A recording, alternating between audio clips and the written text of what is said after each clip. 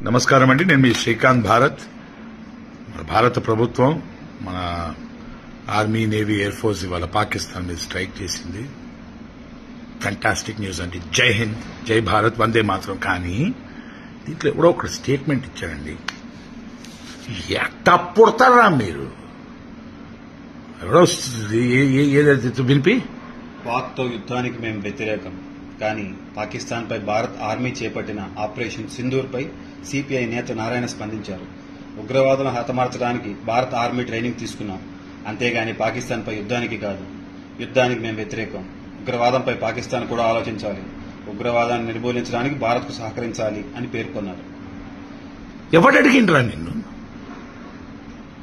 ఇక పాకిన కొడక నారాయణ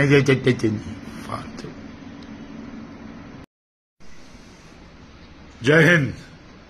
ఎరా పాకిస్తాన్ నా కొడకల్లారా, వచ్చి కెలికి అమాయక ప్రజలను వచ్చి మీరేది ప్యాంట్ తిప్పి మరీ చూసి అడిగారు కదా మేమేంటో అని.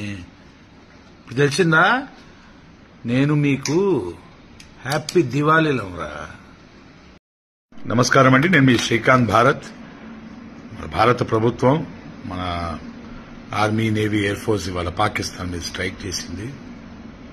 ఫ్యాంటాస్టిక్ న్యూస్ అండి. జై హింద్, జై భారత్, వందే మాత్రం. కానీ దీంట్లో ఎవడో ఒక స్టేట్మెంట్ ఇచ్చారండి.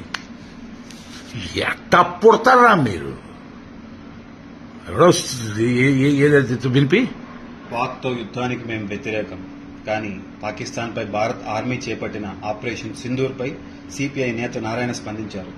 ఉగ్రవాదులను హతమార్చడానికి భారత్ ఆర్మీ ట్రైనింగ్ తీసుకున్నాం, అంతేగాని పాకిస్తాన్పై యుద్ధానికి కాదు. యుద్ధానికి మేము వ్యతిరేకం. ఉగ్రవాదంపై పాకిస్తాన్ కూడా ఆలోచించాలి. ఉగ్రవాదాన్ని నిర్మూలించడానికి భారత్కు సహకరించాలి అని పేర్కొన్నారు.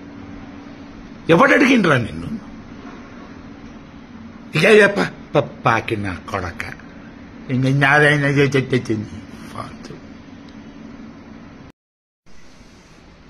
జై హింద్. ఎరా పాకిస్తాన్ నా కొడకల్లారా, వచ్చి కెలికి అమాయక ప్రజలను వచ్చి మీరేది ప్యాంట్ తిప్పి మరీ చూసి అడిగారు కదా మేమేంటో అని. తెలిసిందా? నేను మీకు హ్యాపీ దివాళీలంరా.